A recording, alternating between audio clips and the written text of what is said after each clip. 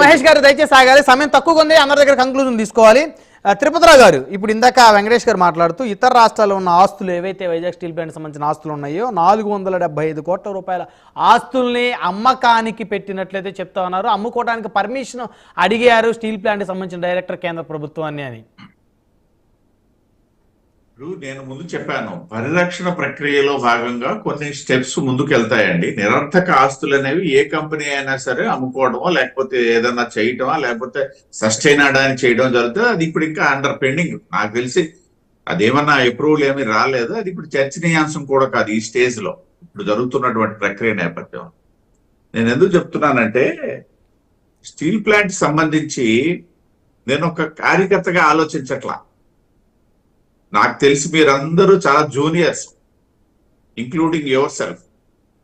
1978లో నేను 8th class లో ఉండగా ఆ రోజు స్టీల్ ప్లాంట్ మూలధనానికి సంబంధించి విద్యార్థుల దగ్గర నుండి కూడా రూపాయలకైనా ఇవ్వండి అంటే 20 రూపాయలు.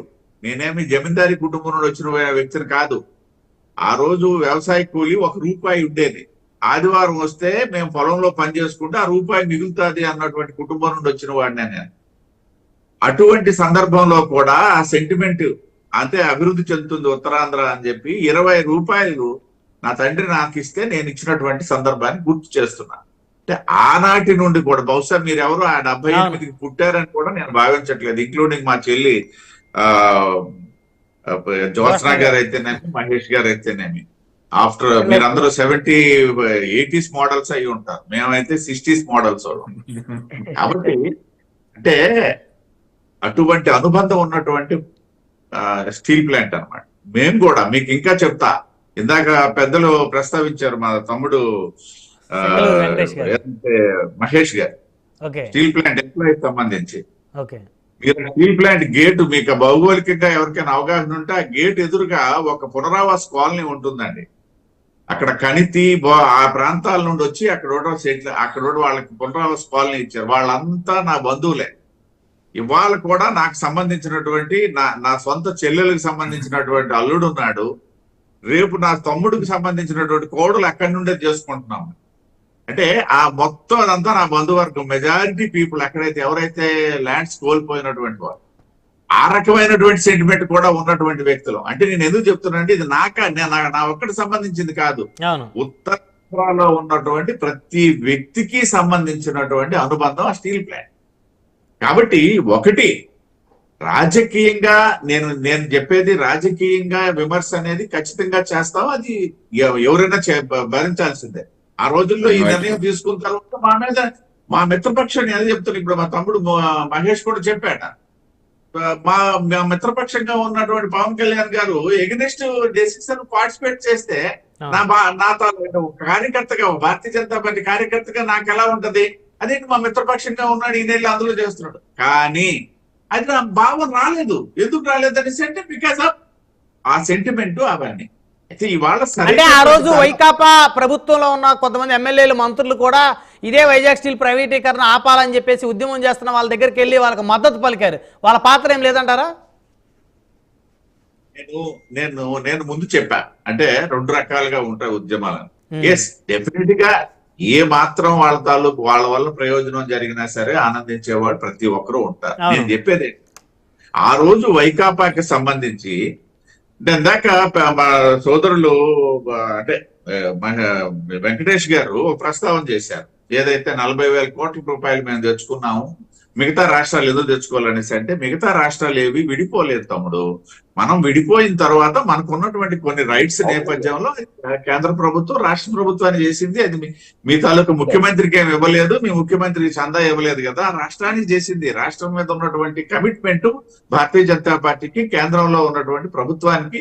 అది కమిట్మెంట్ అనే దానికి కూడా నేను చెప్పను, మీరు ఎలా తక్కువ మీరు వచ్చినట్టు మాట్లాడండి. నేను చెప్తున్నా ఏమంటానంటే, నేను కమిట్మెంట్ కాదు, అది బాధ్యత. అది రాష్ట్రం విడిపోయిన తర్వాత చేయాల్సినటువంటి బాధ్యత. అది మీ సమయంలో జరిగింది, అంతేగాని అది మీ గొప్పతనమా, అది ఇచ్చామని మా గొప్పతనం అని చెప్పుకోవాల్సిన పని కూడా లేదు. తమిళనాడుకి రాలేదంటే తమిళనాడుకి ఆంధ్రప్రదేశ్ కంపారిజన్ లేదు, కర్ణాటక విభజనానంతరం ఆంధ్రప్రదేశ్ కంపారిజన్ లేదు. సరే, కేరళ గురించి విడిచిపెట్టేద్దాం, వెస్ట్ బెంగాల్ గురించి విడిచిపెట్టేద్దాం, చాలా డెప్త్కి వెళ్ళిపోతాం మళ్ళీ మన సబ్జెక్ట్. అయితే నేను ఏమంటాను అనేసి అంటే, ఒకటైతే మాత్రం వాస్తవం, జరిగినటువంటి నిర్ణయము ప్లాంట్ మీద కక్ష కట్టి కేంద్ర ప్రభుత్వం చేసినటువంటి నిర్ణయం కాదు. ప్లాంట్ ఏదో నష్టాల్లో ఉంది కాబట్టి ఎలా వదిలించుకుందామని చేసినటువంటి నిర్ణయం కాదు. దేశంలో ఉన్నటువంటి పబ్లిక్ సెక్టార్ యూనిట్స్ సంబంధించి తీసుకున్నటువంటి ఒక ఉమ్మడి నిర్ణయంలో భాగంగా వచ్చింది. వచ్చిన తర్వాత ఎవరు సరే, నేను వైకాపా ప్రభుత్వం ఆ రోజు ప్రభుత్వంలో ఉంది కాబట్టి ఆ ప్రభుత్వం ఒక లెటర్ రాసినా సరే అది కూడా యాడ్ అవుతుందని చెప్పి నేను భావిస్తా. రాజకీయంగా విమర్శ వేరు. కాబట్టి ఆ నేపథ్యంలో భారతీయ జనతా పార్టీ తీసుకున్నటువంటి ఒక నిర్ణయం మేరకు ఇవాళ పరిరక్షణ దిశగా వెళ్తుంది. ఏం జరుగుతుందని చూడాలా. సమయం లేదు తిరుపతిరావు గారు, ప్రయత్నం అయితే చేయదు కేంద్ర ప్రభుత్వం. వెంకటేష్ గారు నిర్ణయం తీసుకుంటుంది ఖచ్చితంగా. ఇప్పుడు బీజేపీ నాయకులు చెప్పినట్లు మేము జూనియర్స్ అండి, 100% దాంట్లో అగ్రీ చేయకపోవడానికి ఏం లేదు. 100% మేము వీఆర్ 80s మోడల్స్. నేను ఎందుకు చెప్పానంటే 78లోనే 20 రూపాయలు దాన్ని నేనే డిఫర్ చేయట్లేదు సార్, అయితే ఇక్కడ 2023-24 ఆర్థిక సంవత్సరంలో 40,000 కోట్ల రూపాయలు ఆంధ్రప్రదేశ్ ప్రభుత్వానికి భాజపా ప్రభుత్వం ఇవ్వడం అనేది మనకేమి ఒక రొటీన్ ప్రాసెస్ లో వచ్చినట్టు చాలా సాదాసీదాగా చెప్తున్నారు. 2014 నుంచి 2019 వరకు చంద్రబాబు నాయుడు గారి హయాంలో ఇవ్వవలసినటువంటి నిధులు ఇవ్వలేదు.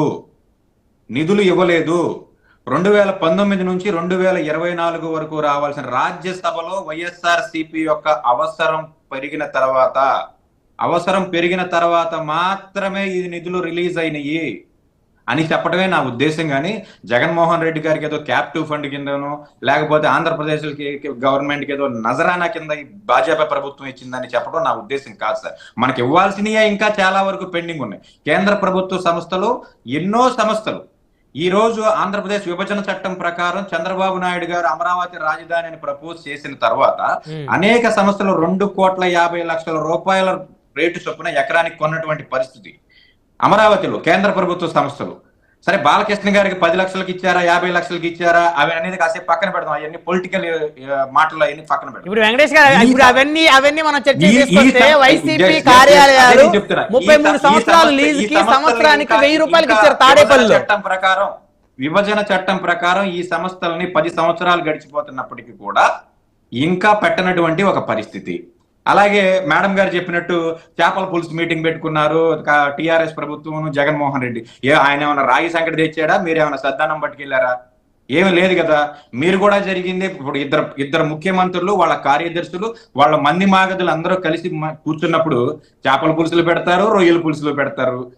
తిండి గురించి మాట్లాడే అంత స్థాయికి దిగజారిపోతుంది ఈ డిబేట్ అనేది కాసేపు పక్కన పెడదాం. ఇక పోలవరం గురించి ఏదో మాట్లాడదలుచుకున్నారు.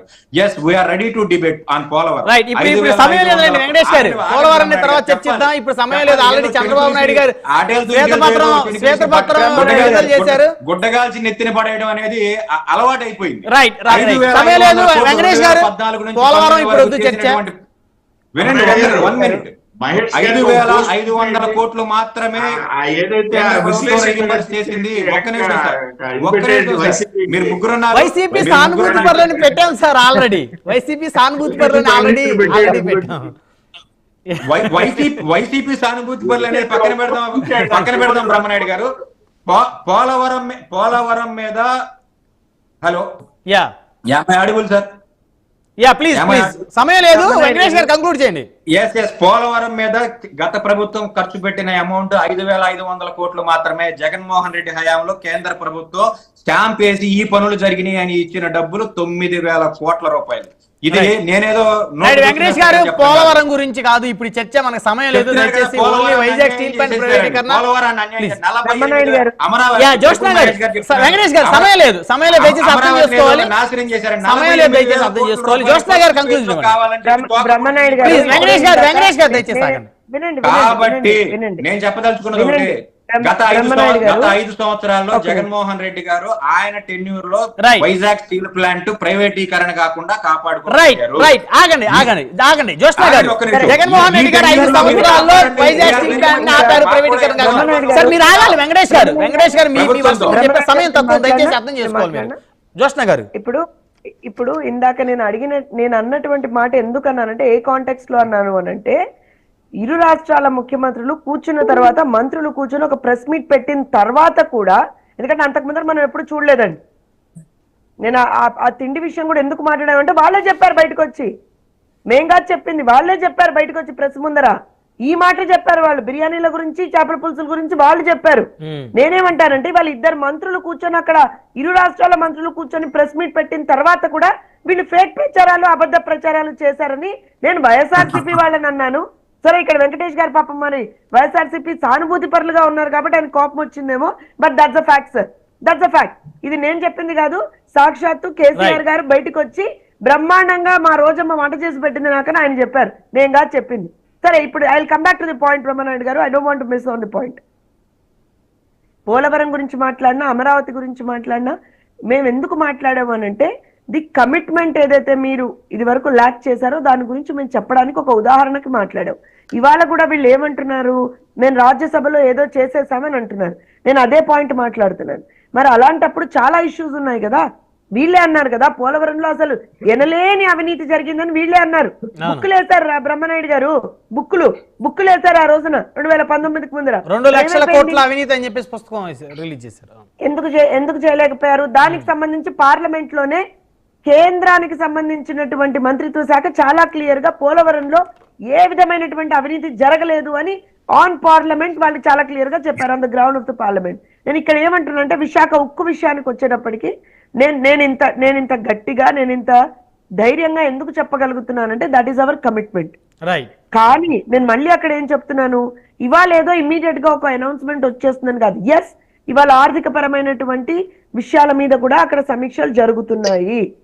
ఇందాక ఇప్పుడు పెద్దలు మా తిరుపతిరావు గారు చెప్పినట్టుగా మేము చిన్నపిల్లలమే, దానికి సంబంధించిన కొన్ని అంశాలు మాకు తెలియ ఉండకపోయి ఉండొచ్చు కాక, కానీ దానికి సంబంధించి ఒక మెథాడికల్ వేలో వెళ్తోంది కేంద్ర ప్రభుత్వం కూడా. అయినా ఒక విషయం చెప్తాను బ్రహ్మనాయుడు గారు, ఇందాక మహేష్ గారు కూడా చెప్పారు, ఒక మంచి ఏమంటారంటే మంచి సంస్థని ఏ ప్రభుత్వం కూడా పోగొట్టుకోవాలని అనుకోదండి. ఫర్ ఎగ్జాంపుల్ చెప్తున్నాను, ఏ ప్రభుత్వం పోగొట్టుకోవాలనుకోదు, కేంద్ర ప్రభుత్వం అయినా రాష్ట్ర ప్రభుత్వం అయినా ఎవరో పోగొట్టుకోవాలని అనుకోరు.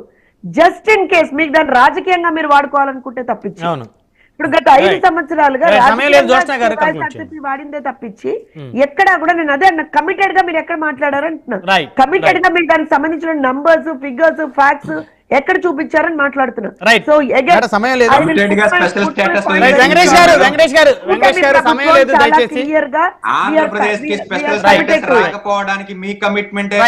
ఆగండి వెంకటేష్ గారు, ఇంకా అవన్నీ కూడా చర్చించే సమయం లేదు. మహేష్ గారు, మెరుపుల మహేష్ గారు కంక్లూజన్ ఇవ్వండి. సమయం లేదు, దయచేసి అర్థం చేసుకోవాలి వెంకటేష్ గారు.